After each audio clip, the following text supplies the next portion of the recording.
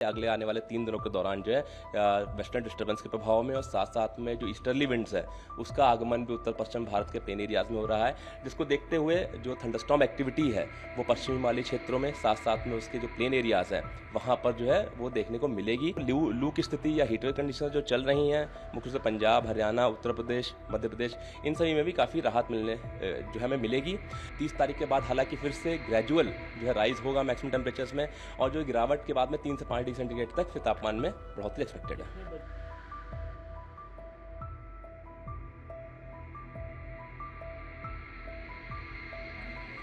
देखिए, अगर हम उत्तर पश्चिम भारत के बारे में बात करें तो मुख्य रूप से जो तापमान जो अधिक चल रहे थे, अधिकतम तापमान जो है 43 डिग्री या उससे ऊपर चल रहे थे।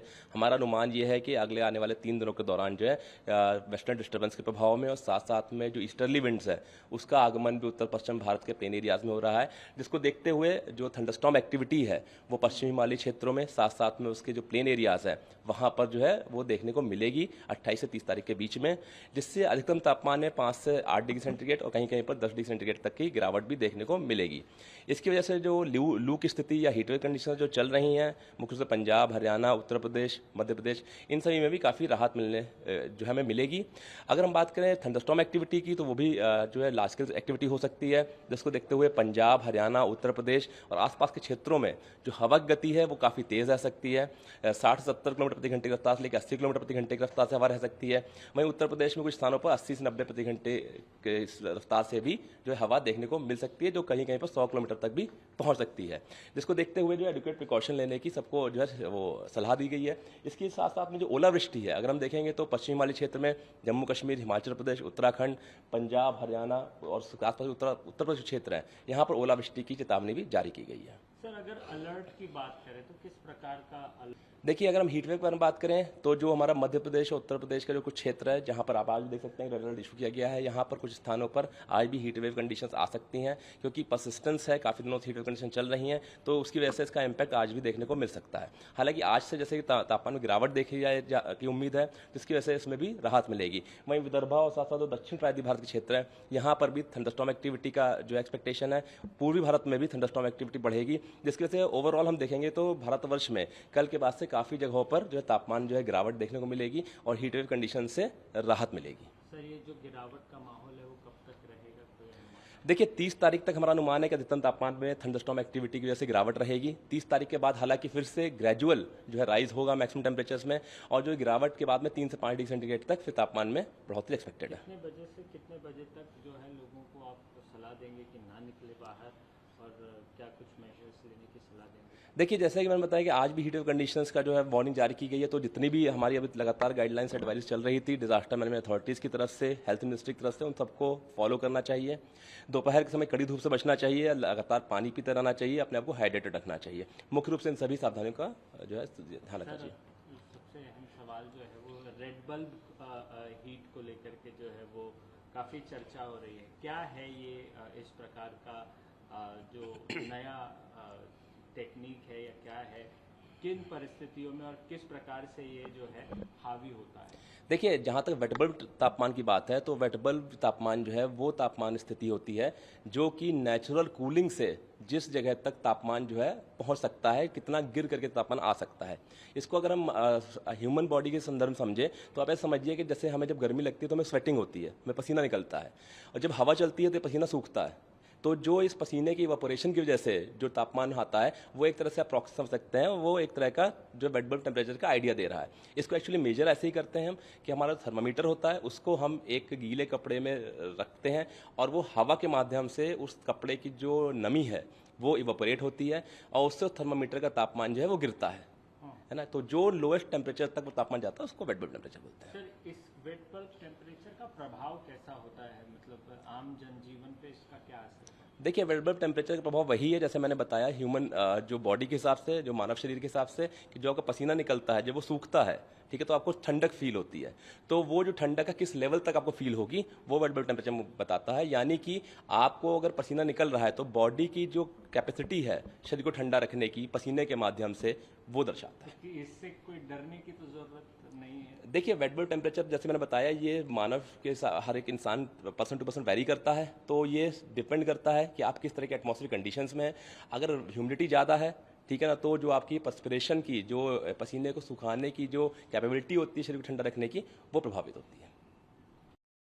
Sir, as far as the weather condition is concerned, what are the weather condition? And I would request you, if you could tell us about what is wet bulb kind of a temperature. If you could just elaborate with weather and the wet bulb. See, if you talk about weather conditions, then maximum temperatures which are currently on the higher side, at some places they have been recorded above 45 degrees centigrade also in different parts of northwest India.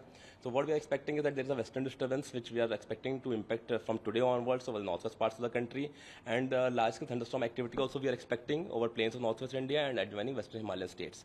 So the maximum temperatures are likely to fall from today onwards, and we are expecting that till 30th there will be a fall by 5 to 8 degrees centigrade, and also at isolated places it could be up to 10 degrees centigrade also. So the current prevailing heat wave conditions are likely to be abated in northwest parts of the country from today, except some places of western Rajasthan, and from central India also. After 2 days, we are expecting the heat wave conditions to abate and to really to be on a better side with respect to maximum temperatures. As far as the alert and warnings are concerned, where are the alerts issued, and what precautions do we need to take? See, for next, if we talk about next 3 days, then we are expecting thunderstorm activity majorly in the northwest parts of the country, and with the high wind speed, that is from 60 to 70 km per hour to 80 km per hour, are expected over Punjab, Haryana, Uttar Pradesh, and over Uttar Pradesh tomorrow at 29th, we are also expecting a little bit higher wind speed also from 80, 90 km per hour, gusting to 100 km per hour.